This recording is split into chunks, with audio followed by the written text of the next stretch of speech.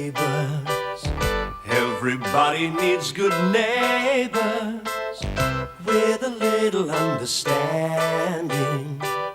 You can find the perfect blend. Neighbours should be there for one another. That's when good neighbours become good friends. Yeah, I know you thought you were doing the right thing, Dad, but walking out on her at the last minute like that, it really knocked her for 6. Yeah, well, why don't you write her a letter? Tell her that it was the best thing to do. All right, I'll give you a call tomorrow. Don't want to lose touch again, eh? All right, see ya. Well, that was a short wedding reception. Nothing wrong, is there? I know the bride and groom, but Beverly's niece and nephew have gone missing. Oh, their sister's kids from Adelaide? Yeah, we're all going on a hunt for them. I reckon we're going to have to ban weddings in Ramsay Street. They always lead to some disaster. Have you got your mum out of her room yet? No way. Well, at least we know where she is. Well, I can't see them anywhere. I'm sure they don't know anyone in Erinsborough. Do you think they could be trying to get home? Why, I doubt it very much. Not if Annette and Bob are arguing all the time. No, I suppose not.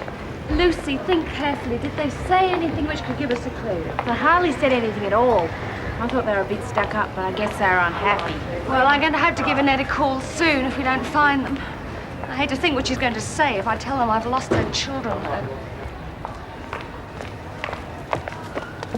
Don't worry, it might not come to that. With the search party we've got organised, we'll find them in no time.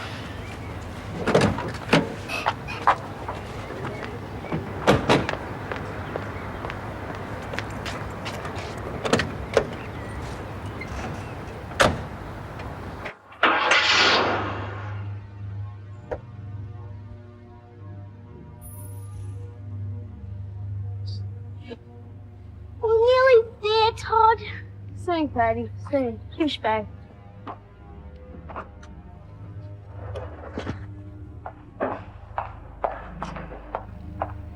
Excuse me, can you tell us how to get to Windsor? Windsor? Let me see. It's a bit of a distance. There's a Russell sign? Yes, you can catch the 517 just around the corner, but then you have to change at Morris Road and get the 643, and then you can get a private bus from the junction. All right?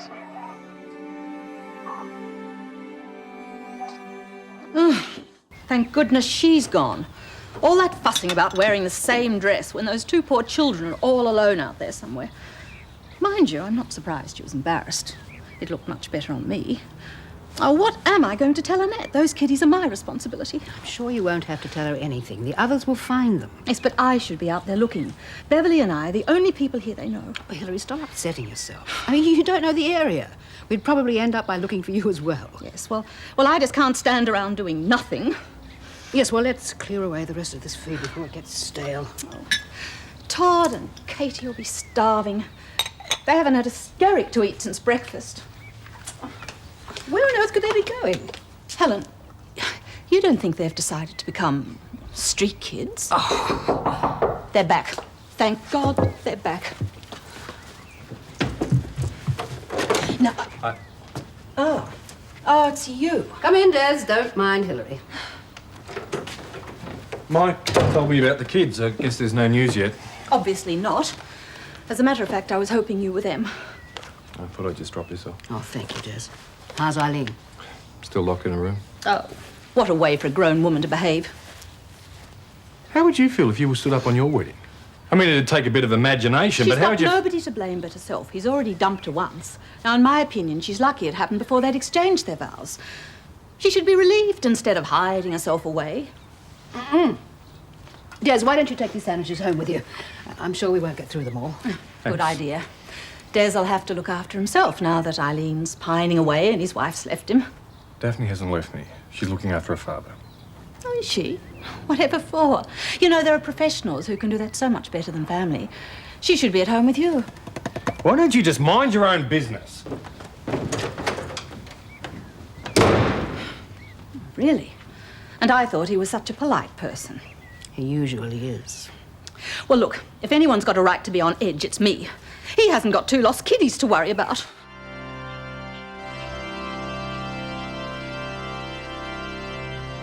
What a great way to spend a Sunday, looking for runaways. You can't just leave them lost. Yeah, well, they better turn up sooner or later. You know, I've got to work at Lassiter's today. Stop being such a grump. I know work's getting you down. There they are! Come on, run!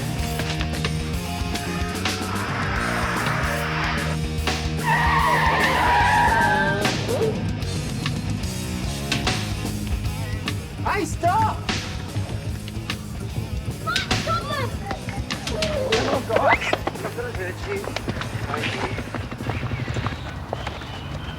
Why did you run away?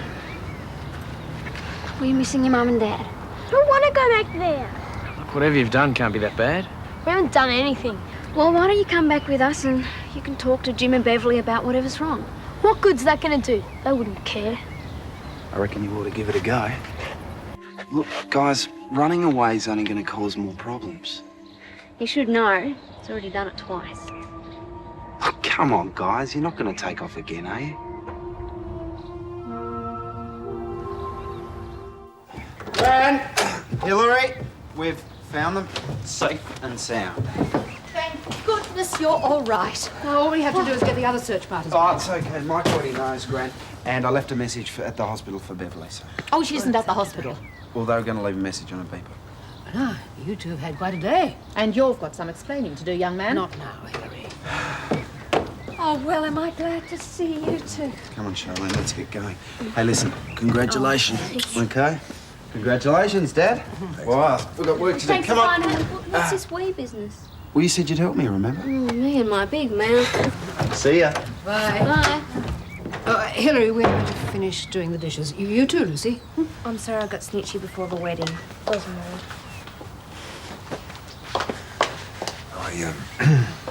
I suppose you two are a bit hungry. Yes? I'm a bit peckish myself, so why don't we go to the kitchen? If you let us get there first, there'll be nothing left. Come on. Anyway, listen, we were on our way home, right? And we had this fantastic idea. What idea? Scott, we missed out on one. Well, is that what's wrong with my stomach, is it? Mum still won't eat anything. G'day, Scott. G'day, Des. Right. Oh, listen, Des, we were sorry to hear about the wedding being cancelled. Yeah, Mum won't even talk about it. Except to remind me to take all the presents back. Des, she doesn't deserve this. I don't even know how you can talk to your father after what he's done. Yeah, I know what you mean, mate, but it was better to do it now than walk out on her a couple of years down the track. Yeah. It only would have been worse later. I suppose so. Anyway, what's this great idea? Oh, listen. We've come to do you a favour. You've been working pretty hard lately, right? Yeah, and you're not getting as much exercise as you used to, right? They got a point there, mate. All that muscle can turn to fat if you're not careful. Exactly. And as your two best mates, we've decided to do something about it. Excuse me, I am much fitter than your husband and I'll prove it any day. What do you want, sprinting, swimming, what? Listen, that's kid stuff, right? I've got something much more interesting in mind. Well, there's plenty more if the children are still hungry. No, thanks, Helen. I think it's time for a talk. Okay, I'm going. At least it gets me out of doing the washing. Do you want Hillary and me to leave as well? No. As long as you don't try and add your 2 cents worth. As if I would. What do you want to talk about? Why you ran away? I've always thought of you as a sensible person, Todd. You must have had some plan as to where you were going. If you think so little of Katie's welfare that you'd expect her to camp out, then I'm ashamed of you. Wasn't like that. We're going to Craig's. I knew his mum would look after Katie. Who's Craig? He was my best friend in Adelaide till his parents moved to Windsor. She said we could always come and visit if we liked. Oh, I can understand you wanting to visit your friend, but Mrs. Daniels or Hillary would have been happy to drive you if you'd asked. We didn't just want to visit. We wanted to live there. What about your parents? We don't want to go home. Is it because they're fighting so much? Of course it is. And I must say, I don't blame those children for not wanting to go back. Really, the atmosphere in that house is most unpleasant. You keep quiet. You've got no right to talk about my family. How dare you speak to me like that? Hillary, keep out of this. It's all right, Todd. Now, I'll ring your mother and I'll have a talk with her. You look after Katie. Are you going to let him get away with that rudeness? Hillary, please, now leave it to Beverly.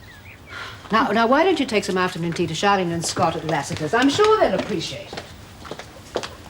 we don't leave soon, we're going to really miss that boat. Oh, Jim, I'm sorry things have turned out this way, but I can't leave until I know that Todd and Katie are all right. You do understand, don't you? Yes, I understand.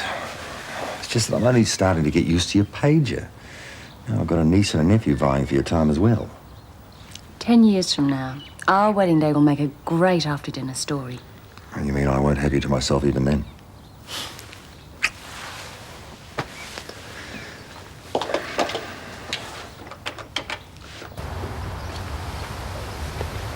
Now, mark the middle of the opposite side of the lake. So you both start here. Mike, you go round to the left and Scott round to the right until you reach the marker. Well, that's not much of a run, is it? Well, it is when you're on your hands and knees. Hands and knees? And weeding. Weeding? Oh, boy, have I been conned. You don't really mind, do you, mate? Look, I'm desperate with Henry off work. Well, Scott, you could have told me what this was about instead of reeling off some rubbish about keeping fit. Would you have still given us a hand? Yes. Well, then what are you waiting for? Come on. Right, I'll help the both of you equally. Oh. Go. Great. You know, I hope we get to find out why Todd and Katie ran away. I reckon it'd make a good human interest story for the paper, you know? When are you going to find time to write a story? If you're not delivering pamphlets, you're gardening. If you're not gardening, you're working at the supermarket. Listen, guys, I can sort of help you during the weekends and stuff when Henry's not here, but I'm pretty busy during the week. I won't be able to just walk out of the workshop. Time to stop work, Kitty Winks. I brought you some afternoon tea. Kitty Winks? Oh, thanks, Hillary. Oh. Seems to me there's been more talk than work going on here. Now, if you'd started on opposite sides of the lake and gone in the same direction, you wouldn't be able to talk and you'd get much more done. We can work and talk at the same time, Hillary. That is just a fallacy, Scott. Now, take a sandwich and off you go. Over to the other side. Lucy isn't making much progress. Katie and Todd are just sitting there. I can understand it better now. Annette's just admitted how bad things are with Bob. Bad in what way? Oh, it's been worse lately, but he's had problems ever since he got back from Vietnam. Oh, I didn't realise he'd been through that. Oh, I knew he'd become pretty much of a recluse, but they moved to Western Australia and Annette didn't say much in her letters. They only moved back to Adelaide just as I was leaving. Surely the children wouldn't run away just because their father was withdrawn. Apparently he can't cope with the responsibility of having a family. He's alternating between bouts of depression and anger. Annette's almost at the end of her tether. She burst into tears when I told her the children had run away. Jim, she begged me to keep them here for a while. It means we'll have to delay the honeymoon. Oh, I'm sorry, Jim, but I don't see that we've got any choice. Annette's got her hands full with Bob, and those children desperately need to get away from it all for a while. Anyway, if Paul and Gail are anything to go by, a delayed honeymoon is better than the real thing. Katie! Todd, can you come here for a minute, please? And you were worrying about being a mother to Lucy. Now you've two more on your plate. I'll probably be running to you every 5 minutes for advice. I've just spoken to your mother. We're not going back. She agrees that wouldn't be a good idea just now, so how would you feel about staying here for a few days? Guess it'd be okay. Of course it would. I might even take you fishing. I did once before when you were much younger. Do you remember? Not really. Well, with 2 additions to the household, I think it might be a good idea if Hillary and I move into my new flat. Oh, but it won't be ready yet, will it? But the lease is signed and I have the keys. There's nothing to stop us. But what about the ghost, Gran? If there is a ghost, I'm sure Hillary will scare it off soon enough.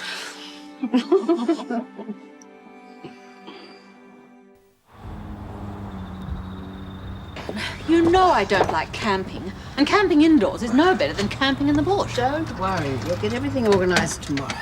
It'll be far too late for my bad back. Oh, no.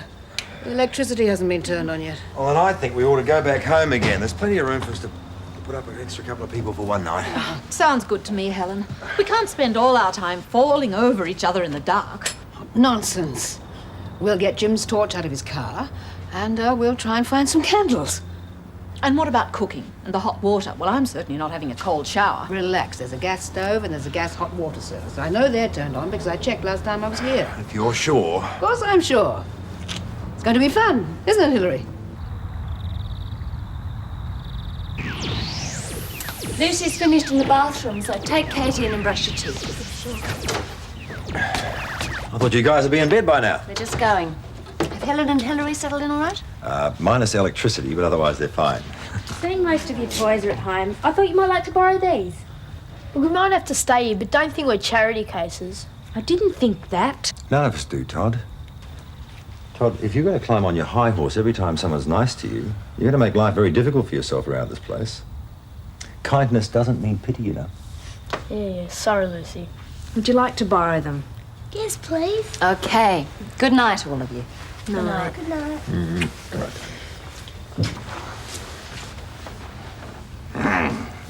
Got you to myself at last. Thanks for being so supportive, Jim. I'm sorry to have messed up your wedding day.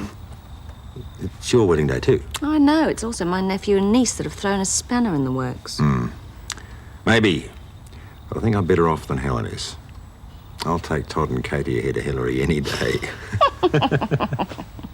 Now, Australia is full of ghosts. Hilary, do you mind? Oh. We should change the subject. Well, it's our history. Jam-packed full of convict murders, uprisings, hangings. There must be thousands of lost souls roaming out there somewhere in the darkness. I've yet to be convinced that there is such a thing as a ghost. I've never seen one, and I bet you haven't either. No. But I know somebody who has. With a head or without? I suppose I should call it more of a presence, really, than a ghost. This friend of mine was driving home from the country very late one night. And as he approached a narrow bridge, he suddenly became convinced that there was somebody else in the car with him.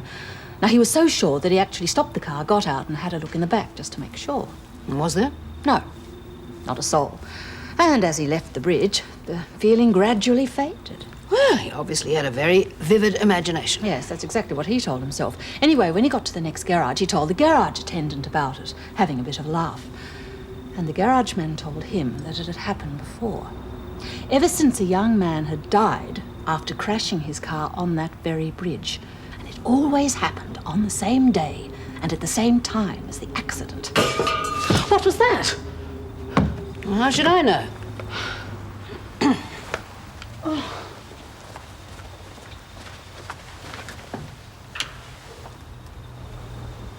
Oh. It was just the camp bed that had fallen on the floor.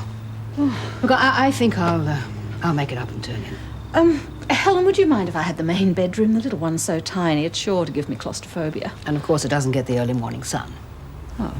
Well, if you're going to make a fuss about it. No, Hilary, you have it. I don't mind. Good night.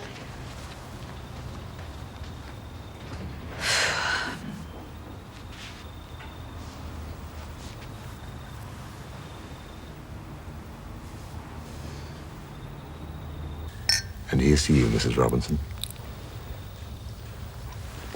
And I am very proud to be Mrs. Robinson.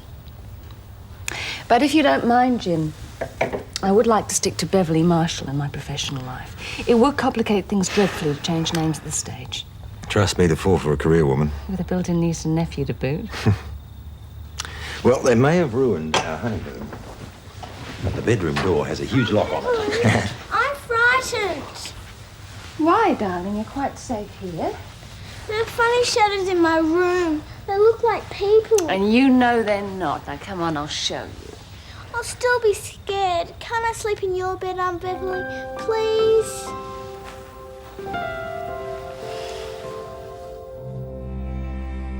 Helen! Helen! Helen, wake up! It's the ghost! Oh, Hilary, what's the matter? Oh, that noise! Didn't you hear it? Look, I was asleep until you woke me up. Oh, it was awful. It sounded just like a baby crying.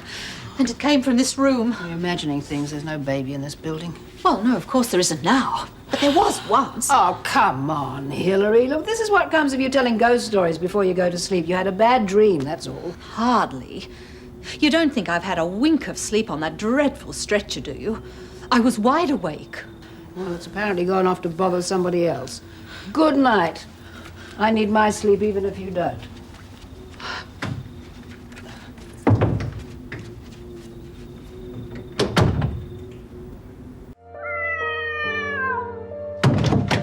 There. Now what do you think of my imagination? I apologize. It did sound like a baby crying. I told you so. Oh, dear. What they say about this place must be true. Helen, your flat is haunted.